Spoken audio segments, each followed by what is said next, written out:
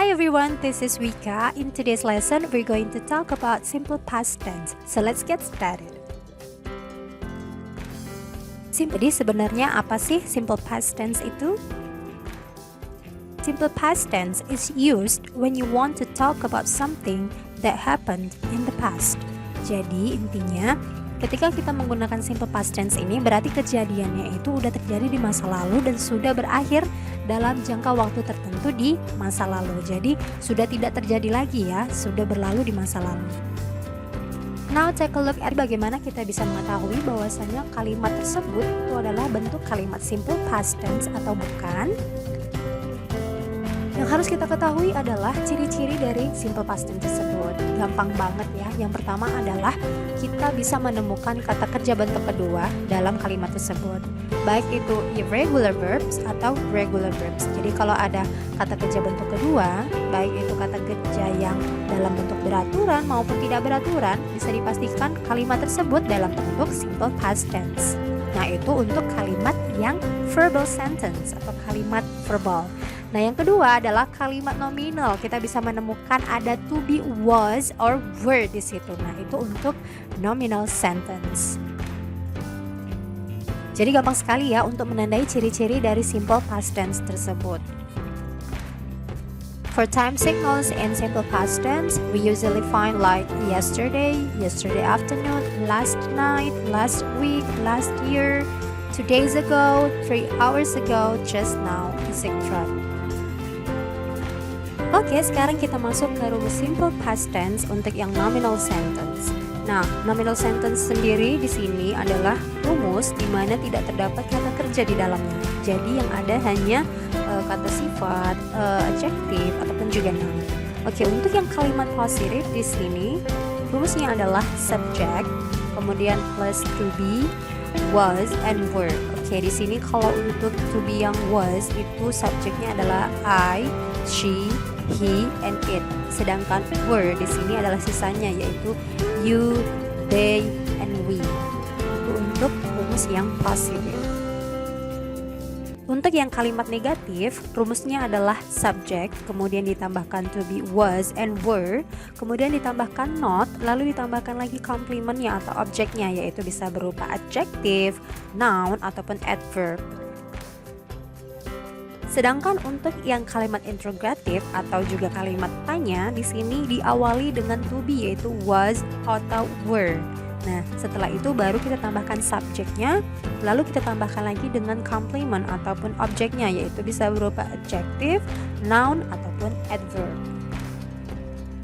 Oke, sekarang kita masuk ke dalam contoh kalimatnya. Di sini untuk yang bentuk positif, aku menggunakan subjek she. Nah, kira-kira kalau subjeknya she, to be-nya memakai apa ya? Yes, that's right. Menggunakan to be was seperti yang sudah aku jelaskan tadi sebelumnya ya. Kemudian di sini aku menambahkan adjective rich. Jadi kalimatnya menjadi she was rich. Dia dulunya kaya. Kemudian akan kita ubah menjadi kalimat negatif. Langsung saja kita masukkan subjeknya yaitu she lagi, kemudian to be-nya was, kemudian kita tambahkan lagi not setelah to be. Lalu kita tambahkan lagi complementnya yaitu di sini adalah rich. Nah, bagaimana dengan kalimat tanyanya? Seperti yang sudah aku jelaskan di rumus sebelumnya, untuk kalimat tanya, to be lebih dulu kita tulis. Berarti di sini to be-nya adalah was. Was dulu kita tulis, kemudian tambahkan subjeknya she. Lalu tambahkan lagi objeknya atau complementnya yaitu rich. Nah, ini untuk yang jenis nominal sentence. Lanjut untuk rumus jenis kalimat yang kedua yaitu ada verbal sentence. Di sini kalimat positifnya itu ada subject, kemudian ditambahkan verb to atau kata kerja bentuk kedua, lalu ditambahkan lagi dengan complementnya. Itu untuk kalimat yang positif. Lalu bagaimana dengan yang negatif? Nah, di sini untuk kalimat yang negatif kita menambahkan subjek yang pertama sekali, lalu ditambahkan did, lalu ditambahkan not. Nah, untuk did ini tidak berubah ya. Mau subjek apapun dia dari I, you, we, they, he, she, it, dia tetap memakai did. Lalu kita tambahkan lagi not. sebagai penanda bahwasanya kalimat tersebut adalah kalimat negatif. Lalu kata kerja bentuk kedua yang ada di kalimat positif tadi, pada saat di kalimat negatif kita ubah menjadi verb one, yaitu kembali ke bentuk awal kata kerja bentuk pertama. Lalu kita tambahkan lagi dengan komplimennya. Sedangkan untuk rumus kalimat pertanyaan atau kalimat tanya, di sini did kita tulis lebih dulu, lalu ditambahkan lagi dengan subjeknya, lalu kita tambahkan lagi verb one. Ingat ya, untuk rumus yang verbal sentence ini dalam kalimat negatif dan juga kalimat tanya menggunakan verb one atau kata kerja bentuk pertama. Lalu kita tambahkan lagi dengan komplimennya atau objeknya. Jadi untuk rumus verbal sentence, kata kerja bentuk kedua hanya digunakan di dalam kalimat positif. Sekarang kita masuk ke dalam contoh verbal sentence. Di sini untuk kalimat positifnya aku memakai subjek they, lalu kata kerja bentuk keduanya aku menggunakan went.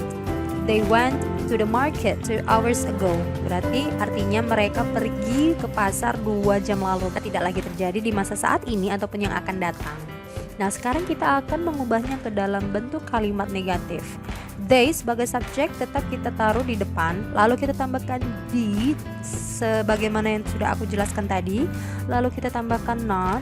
Nah, untuk kata kerjanya went yang berbentuk kata kerja kedua tadi kita ubah menjadi kata kerja bentuk pertama. Went artinya pergi, berarti kata kerja bentuk pertama dari went adalah go.